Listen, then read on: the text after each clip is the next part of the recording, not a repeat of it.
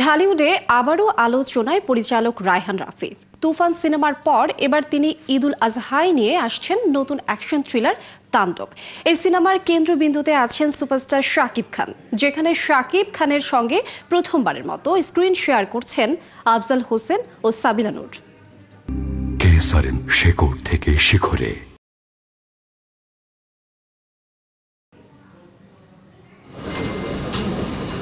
বৃহস্পতিবার গুলশানের একটি অভিজাত হোটেলে অনুষ্ঠিত হয় তাণ্ডব সিনেমার প্রেসমিট।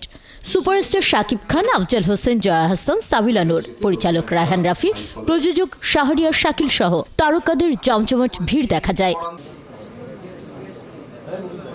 তাণ্ডব সিনেমার রূপেই প্রেসমিটে দেখা মেলে শাকিব খানের। এ সময় ঢালিউড সুপারস্টার জানান, তাণ্ডব রায়হান রাফির শ্রেষ্ঠ নির্মাণ। অসম্ভব ভালো মেকিং এর একটা সিনেমা, এবং আমিও বিশ্বাস করি যে ইনশাল্লাহ একদিন আমরা একসাথে মিলেই অনেক আরো ভালো কাজ করব। তাণ্ডবে শাকিবের অভিনয়ে মুগ্ধ পরিচালক রায়হান রাফি। এবারও 7 তারিখে ঈদ, এটা আমার 7 নম্বর সিনেমা, তো সবকিছু মিলায় মনে হয় লাকি 7। এবং আমি চেষ্টা করেছি যে আসলে এই ছবিটা এমনভাবে বানানো, মানে আমি 1 বছর ধরে ছবিটা প্ল্যান করে বানিয়েছি। আমি তুফানের পর কোনো ছবি বানাই নাই।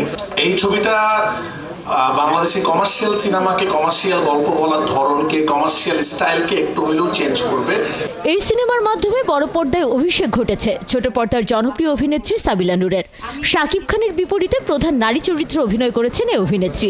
যেটা তখন অবশ্যই নাম উল্লেখ করে বলিনি, কিন্তু এমন একটা ছবি করতে চাই যেখানে আমাদের মেগাস্টার শাকিব খান আছে। সিনেমার একটি বিশেষ চরিত্রে দেখা যাবে জনপ্রিয় অভিনেত্রী জয়া আহসানকে। শুধু আমি এটুকু বলতে চাই যে আমি অনেকদিন পরে আবার একটি ভীষণ বড় এবং অ্যারেঞ্জ টিমের সঙ্গে কাজ করলাম। পুলিশের বিশেষায়িত ইউনিট সোয়াটের প্রধানের চরিত্রে অভিনয় করেছেন চিরসবুজ অভিনেতা আফজাল হোসেন। গুণীয় অভিনেতা দেশের চলচ্চিত্রে নবজোয়ারে আনন্দ প্রকাশ করেন।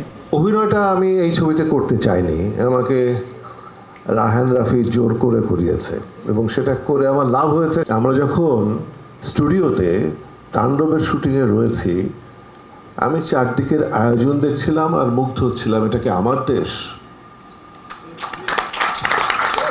তাণ্ডব সিনেমার টিজার আর লিচু বাগানে গানটি প্রকাশের পর থেকেই সামাজিক যোগাযোগ মাধ্যমে ব্যাপক সাড়া ফেলেছে।